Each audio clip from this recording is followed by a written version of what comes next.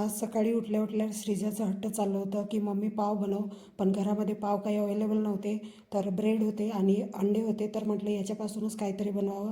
त्यासाठी 2 कांदे कट करून घेतले बारीक बारीक आणि टोमॅटो कट करून घेतला, कोथिंबीर कट करून घेतली आहे. त्यानंतर एक कटोरी घेतली, त्यामध्ये 3 अंडे फोडून घेतले आणि त्या अंड्यामध्ये घरगुती काही मसाले टाकले. कांदा लसूण मसाला, गोडा मसाला आणि हळद पावडर, लाल तिखट टाकला, चवीपुरतं मीठ टाकलं आणि बारीक कट केलेले कांदे, टोमॅटो आणि कोथिंबीर यामध्ये टाकून हे मिश्रण छान असं मिक्स करून घ्यायचं आहे. एकजीव करून घ्यायचं आहे आपल्याला. त्यानंतर इकडे मी ब्रेड घेतली आणि ब्रेड आपल्याला एका छोट्या कटोरीच्या साहाय्याने गोल आकारात कट करून घ्यायचे आहे. या पद्धतीने मी ब्रेड कट करून घेतले आहेत. 4 ब्रेड मी इकडे कट करून घेते. हा नाश्ता लहानांपासून मोठ्यांपर्यंत सगळ्यांनाच आवडणार आहे.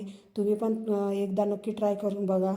त्यानंतर 2 ब्रेड छोटासा ग्लास किंवा झाकण घेऊन मधून 2 ब्रेडला असे कट करून घ्यायचे आहे आणि ते गोल रिंगा पण आपल्याला ठेवायचे आहेत. त्यानंतर टोमॅटो केचप घेतला इकडे आणि ब्रेड पण कट करून घेतलेत आणि अंड्याचं मिश्रण पण घेतलं आहे. त्यानंतर गॅसवर तवा ठेवायचा आणि त्याच्यावर 3 ब्रेड ठेवलेत आणि त्याला वरून टोमॅटो केचप लावून घेतलं आहे आणि त्या गोल रिंगा पण त्यावर ठेवायच्या आणि त्यामध्ये हे अंड्याचं मिश्रण टाकून घ्यायचं आणि त्यावर ते छोटे छोटे कट केलेले गोल आकाराचे ब्रेड टाकून घ्यायचे आणि वरून तेल लावायचं आणि अलटून पलटून आपल्याला खरपूस असे छान भाजायचे आहेत.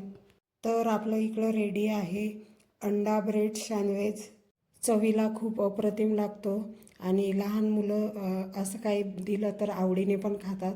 तर मग इकडे मी श्रीजाला पण दिले, तिने पण आवडीने खाल्ले. तर चला ब्लॉग इथंच एंड करते. बाय.